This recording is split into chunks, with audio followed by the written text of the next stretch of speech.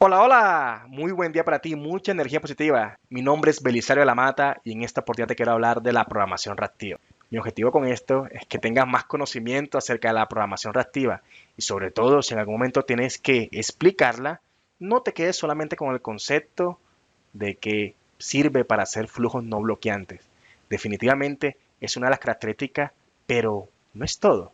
Entonces, cuando nosotros hablamos de programación reactiva, hay que saber que es un paradigma de programación. Y cuando hablamos de paradigma, en realidad es una forma, es una manera de hacer algo. Y en esta forma, todo se centra en la manipulación y transformación de datos asíncronos.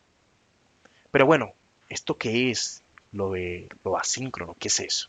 Bueno, si nosotros vamos a qué es un proceso síncrono, un proceso síncrono es cuando se empieza a realizar algo, se está a la espera de que eso termine y cuando termina se puede avanzar.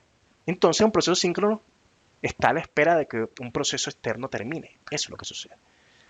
Pero cuando se dan procesos asíncronos, en realidad quien lo invoca no está a la espera. Continúa con el proceso, continúa con su flujo y cuando ese proceso que invocó terminó, es notificado de una u otra forma. Entonces, por eso se dice que en la programación reactiva se reacciona a los eventos y a los cambios. Y es porque, en realidad, aunque no se está a la espera de un proceso externo, en realidad el proceso externo es el que notifica cuando un cambio se ha dado. Y obviamente el componente que está interesado en ese cambio está atento para saber cómo va a procesar los datos. Entonces, esto de el objeto que emite datos y el objeto que recibe datos hace parte de las características interesantes de la programación reactiva. Y entre esto existen los componentes que son los observables y los observadores. A la final, ¿qué son los observables? Son aquellos componentes que emiten datos, que emiten errores, que notifican. Esos son los observables.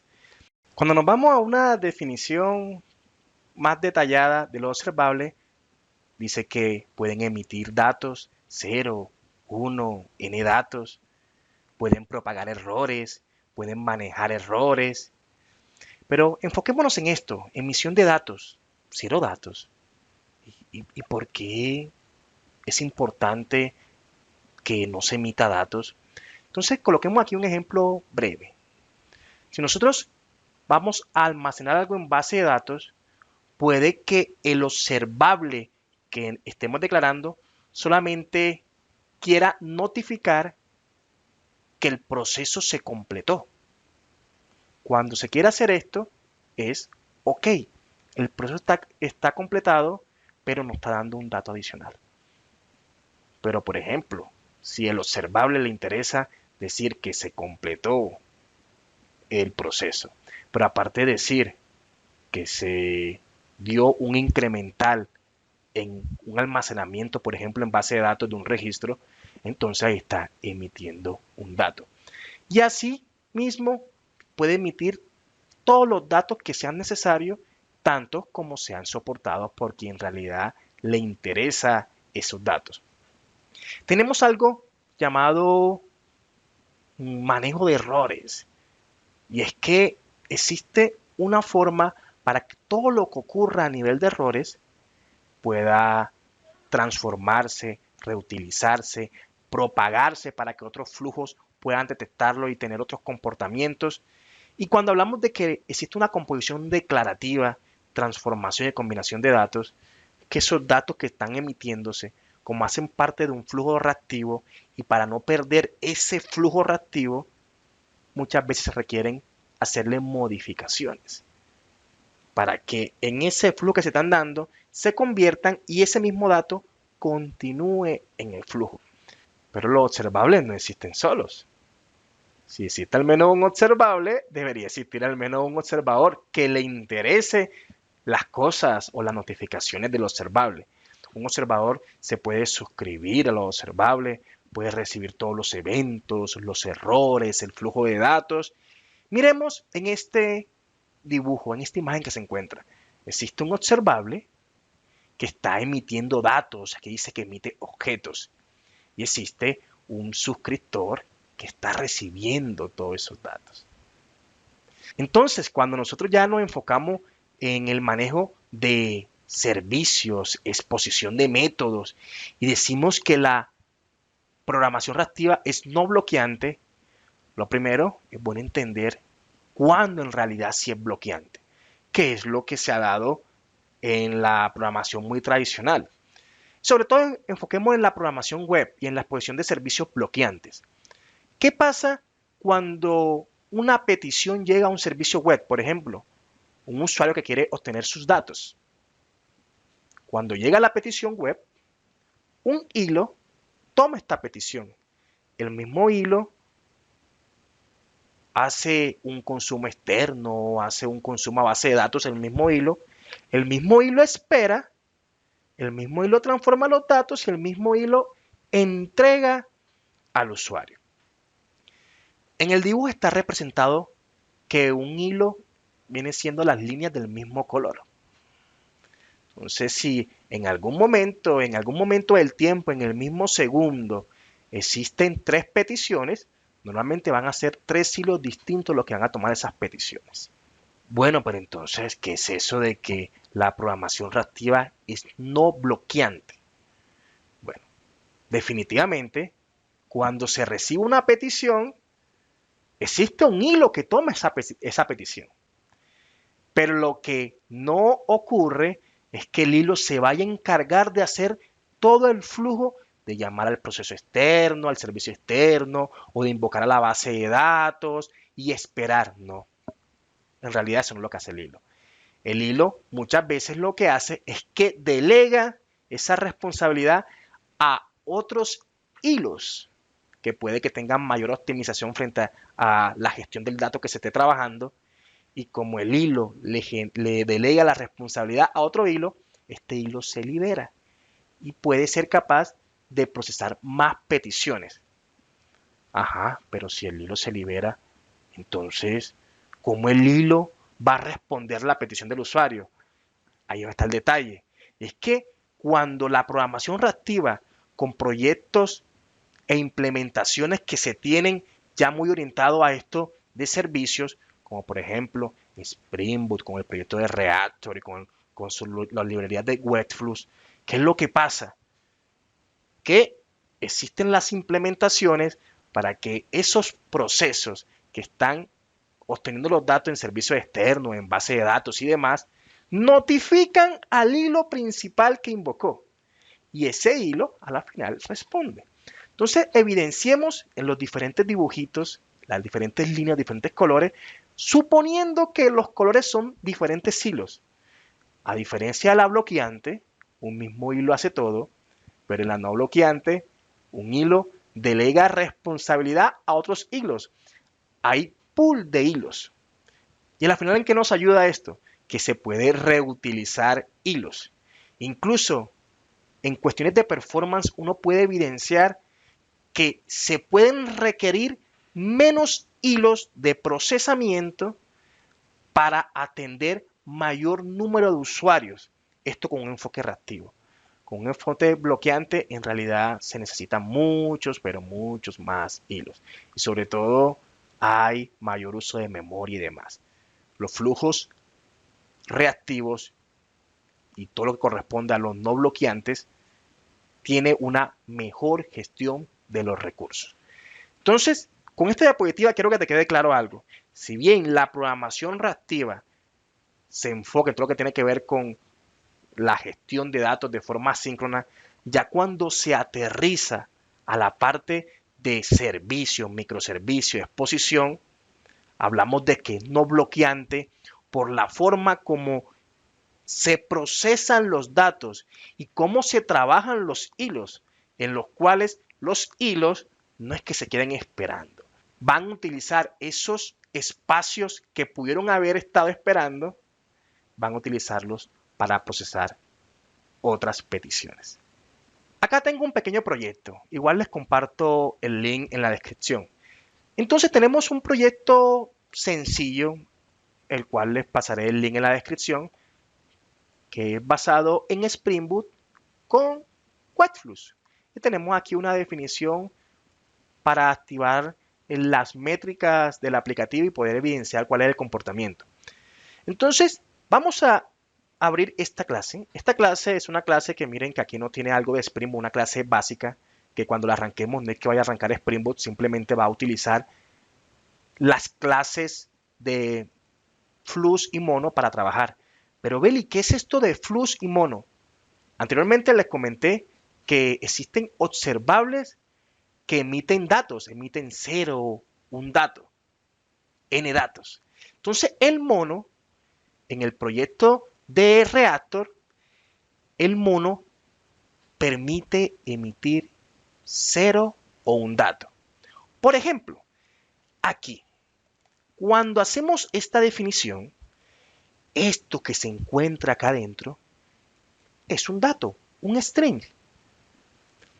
Y en esta definición estamos diciendo ese componente, ese observable va a emitir este mensaje. Ojo, es solamente la definición. Pero en algún momento un observable debe ser suscrito por algún proceso. Y acá está siendo suscrito. ¿Qué pasa cuando nosotros invocamos el mono one, que sería este? Vamos a ejecutarlo. Run. Hello World, estoy aprendiendo de programación reactiva. Done.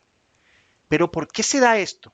Porque aquí estamos declarando un observable que luego es suscrito, que en este caso acá sería el observador, y en el observador se recibe cuál es el valor emitido, se recibe el error en caso que se haya error, y también se da una ejecución de un método para decir que el observable terminó, y por eso es que dice done. Cuando se declara un observable, ya en la programación en Java, no debes entender lo que eso se ejecuta. No, definitivamente no. Se ejecuta es al momento que se suscribe. Y quiero que evidencies esto acá, que aquí hay una suscripción explícita. Cuando existe una suscripción explícita, quien se suscribe es quien va a estar atento de qué es lo que pasa en la respuesta. Entonces tenemos el mono que emite un valor. Vámonos con el flux. El flux es otro observable, pero este observable lo que se encarga es de emitir una serie de valores. Aquí lo que hice fue colocar Hello World. Estoy aprendiendo de programación reactiva, pero con varias palabras. Es decir, que está emitiendo varias cadenas de caracteres. ¿Qué pasa si yo emito entonces esto? Vamos a ejecutarlo. Sería Hello World, estoy aprendiendo de programación reactiva. Miren que cada dato se fue emitiendo uno tras otro. Y como fue emitiéndose uno tras otro, quien se está suscribiendo lo va recibiendo uno tras otro, que sería acá. Así es como trabaja. Entonces tenemos que estos son a la final observables y en este punto se está creando el observador mediante la suscripción a ese observable. Miremos algo puntual acá. Un flux con espera. Lo mismo, Hello World, estoy aprendiendo de programación reactiva. Pero ¿qué pasaría si cada vez que se está mandando datos se demora un segundo en recibir el siguiente? Veámoslo. Flux con delay. Ejecutémoslo. Veámoslo. Ah, ok. No está funcionando por un tema. Y es que, como acá se está haciendo la suscripción, pero enseguida el programa termina por el main, en realidad hay que colocar a dormir el programa un rato para que el hilo principal espere a que todo el flujo de los datos. Vamos a darle nuevamente run. Entonces se ejecuta el flush, se esperan 10 segundos y miren que aquí se va evidenciando que las palabras se van recibiendo y por acá se está mostrando a la final cuál es el hilo que está emitiendo como tal ese valor. Listo. Entonces, cuando ya continuamos con el tema, por ejemplo, del mono, que yo les comenté que el mono puede emitir un valor o cero valor, si nosotros colocamos que el mono emita cero valor, miren acá que solamente emite algo vacío. Y al final, ¿qué va a pasar si uno lo hace de esta forma? Lo que le interesa al flujo es solamente decir done. Es decir, se ejecuta esto de acá. Bueno, Beli, pero entonces esto del mono, del flush y del subscribe, ¿por qué no los muestras? Por una razón. Es que miren que en esta prueba totalmente aislada de Spring Boot, cuando se declara un observable, es necesario que después se haga un subscribe para que se ejecute. Pero esto solamente debería suceder si uno está completamente seguro que esto es lo que quiere hacer, suscribirse. Ya cuando nos vamos a la programación orientada más que todo a exposición de servicios, el subscribe no debería hacerse de forma explícita. Beli, ¿por qué? Vámonos por acá. Tengo este aplicativo, acá tengo la clase anotada con Spring Boot para que arranque el proyecto.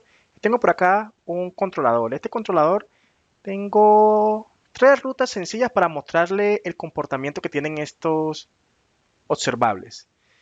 En este primero tengo una invocación sencilla acá a un mono.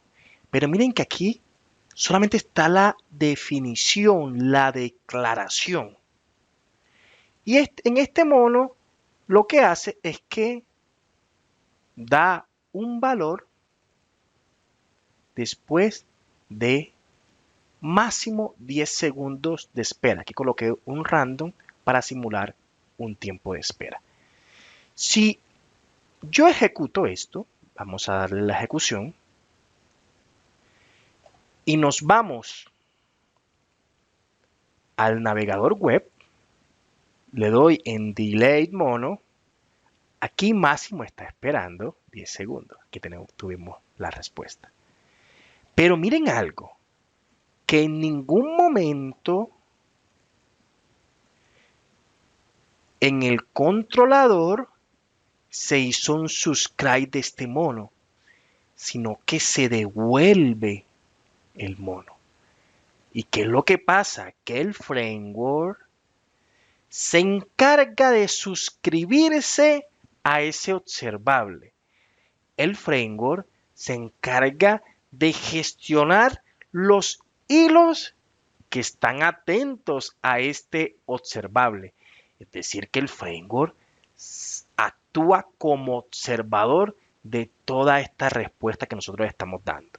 Y de allí es donde se da la optimización, porque definitivamente el framework gestiona los hilos y va delegando de qué forma esto se puede responder. Por tanto, en este momento debes tener claro que el subscribe no debe aplicarse de forma explícita cuando estamos trabajando en flujo reactivo. No debe. Ahora bien, en algunos momentos se necesita realizar porque tenemos un flujo reactivo en el cual necesitamos ejecutar algo que no nos interesa esperarlo. Listo, hacemos un subscribe.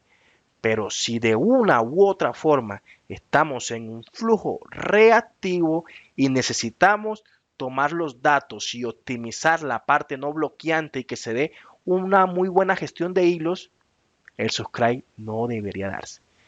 Por eso, el controlador aquí devuelve un mono, el controlador acá también devuelve un mono, porque definitivamente lo que se debe devolver en un controlador son los observables, para que el framework se encargue de ser el observador, de suscribirse al observable y sobre todo de gestionar los hilos que van a responder este flujo de datos que uno esté emitiendo. Vamos a ver algo. Aquí tengo un delay flux. Con este lo que hice fue que miren, aparece Hello World, estoy aprendiendo de programación reactiva. Y coloqué que se emita este valor, cada valor, después de un segundo, después de emitido el anterior. Si nos vamos a la ruta, vamos a colocarla aquí, nos vamos a la ruta, evidenciemos qué pasa. Hello World, estoy aprendiendo de programación reactiva. Pero si evidenciaron algo, con un get en el navegador fueron apareciendo cada uno de los datos que desde el BAT se están enviando. Y esto aquí se evidencia claramente el flujo de datos. ¿Por qué? Porque como se tiene abierta la conexión desde el navegador y el navegador está esperando todo lo que está dándose a nivel del back, va recibiendo cada dato. Y por eso es que se va evidenciando. Vámonos con otra parte un poquito más profunda, con este delay flux random. Y aquí sería muy, pero muy similar a la que vimos anteriormente, pero con la diferencia que cada palabra le estoy colocando un random de 0 a 3 segundos para que se demore en llegar. Quiere decir que algunos datos se van a demorar más que otros. Si nos vamos a esto, a esta ruta, ¿qué evidenciamos? Vámonos. Hola, hello, world. Estoy aprendiendo de programación reactiva. Uno se demoraron 0 segundos, 1 segundo. Pero miren que todo apareció pegado. ¿Por qué apareció pegado? Porque de cierta forma, acá en esto que estoy haciendo, todas las palabras se encuentran, pero en ningún momento se aplicó un espacio. Cosa que sí hice acá. Y esto es lo que le estaba diciendo anteriormente acerca de la transformación de datos. Que si bien el flujo reactivo está dando cada una de estas palabras, también se puede decir en este flujo reactivo. Lo que pasa es que en el flujo reactivo, la palabra que se está colocando, por favor, transfórmala, colócale un guión. Entonces, después de eso, el flujo ya transformó el valor que va a seguir propagándose. Si nosotros ejecutamos esto, evidenciemos Java Application. Nos vamos acá, F5. Hello World, estoy aprendiendo de programación reactiva. Miren, eso se respondió súper, pero súper rápido. Hello World, estoy aprendiendo de programación reactiva. Listo, vale. Entonces, ¿qué me interesa ahora? Profundizar en el tema de los hilos. Y para hacerlo, vamos a mandarle muchísimas, pero muchísimas peticiones a este microservicio, a este endpoint. Para hacerlos, tengo por acá JMeter. Recordemos que JMeter es una herramienta para hacer pruebas de performance. Entonces, miren que yo voy a mandar 1000 peticiones. Vamos a colocarlo más agresivo. 2000 peticiones. Y estas 2000 peticiones yo quiero que suban, que se completen en 40 segundos. Cuando digo que se completen es que lleguen, que se manden al aplicativo. ¿Cuál es la URL que voy a utilizar? Esta, Delay Flux Random. Entonces, evidenciemos algo. Primero, como yo les comenté previamente que había activado las métricas del aplicativo. ¿En dónde activé las métricas del aplicativo? por acá, en el POM, coloqué el actuator para activar las métricas del aplicativo. Y acá en el application.property, aquí activé la exposición de esas métricas administrativas. A la final, lo que sucede es que podemos colocar acá metrics, actuator matrix, podemos ver todas las métricas disponibles. ¿Y qué nos interesaría en este momento? Revisar esto, ¿ve? ¿Cuáles son la cantidad de peticiones que se están trabajando? Lo podemos saber aquí con esta métrica. Vamos a colocarlo acá. No hay tareas activas ahora. Esta es la principal, no hay tareas activas. Quiere decir que si llegan 10 peticiones en algún momento y todas están en espera, aquí deberán aparecer. Y aparte, ¿qué otra métrica nos interesa? Nos podría interesar, por ejemplo, podríamos ver cuáles son los hilos activos, por ejemplo, hilos vivos. Vamos a colocarla acá. En este momento hay 26 hilos que están atentos para responder peticiones, aunque en realidad el aplicativo está quieto. ¿Qué pasa entonces si mandamos una cantidad de peticiones? Por ejemplo, vamos a mandar lo que les mostré ahorita, 2000 peticiones que lleguen en 40 segundos y que ejecute el endpoint que les mostré del delay. Que recordemos que el endpoint lo que hace es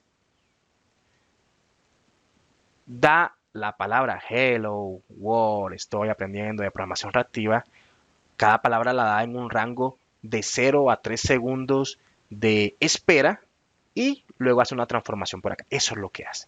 Entonces mandemos la petición. Ahí mandamos las 2000 peticiones. Aquí se están mandando. Vámonos de forma inmediata a ver las métricas. Métricas de cantidad de peticiones activas. Hay 258, 295. ¿Qué quiere decir las activas? Que todavía no se han terminado de responder. Vamos a ver cuántos hilos están tomando esas peticiones. 34 hilos. Y van 376, 426.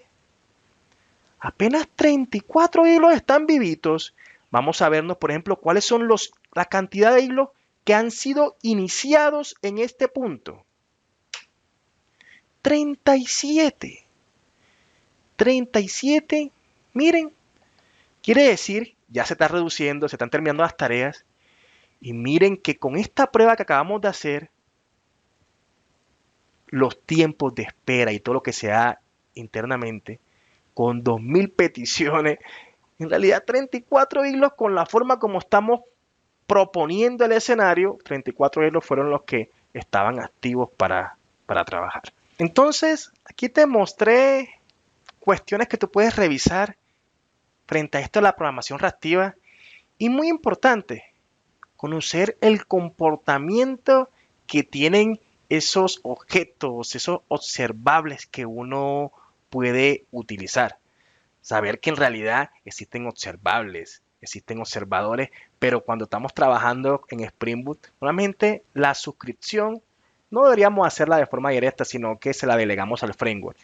Y en algunos momentos la necesitamos hacer, pero es con mucho análisis de saber si en realidad es necesario en el flujo que queremos realizar. Te mostré esto de las métricas, súper, pero súper importante que aprendas más de ellas. ¿Cuál es el comportamiento que tiene el aplicativo que estás utilizando? Sobre todo, hay otras métricas que puede que no aparezcan aquí y es saber de la cantidad de hilos internos que muchas veces se pueden utilizar para delegar responsabilidades. ¿Cuál es el tamaño de esos pools de hilos? Entonces, espero que este video te haya abierto un poquito más el conocimiento de esto de la programación reactiva y sobre todo que te vuelva un poco más crítico al momento de hacer un flujo reactivo, de considerar qué es lo que está pasando. Además, ¿te acuerdas algo? Cuando estamos definiendo un flujo reactivo, cuando estamos definiendo transformaciones, nada de eso está ocurriendo. ¿En qué momento ocurre? Cuando un observador se suscribe. En ese momento es que todo lo que definimos en el flujo reactivo es que se da. Súper, pero súper importante que tengas en cuenta esto. Espero que tengas excelente día. Bye bye.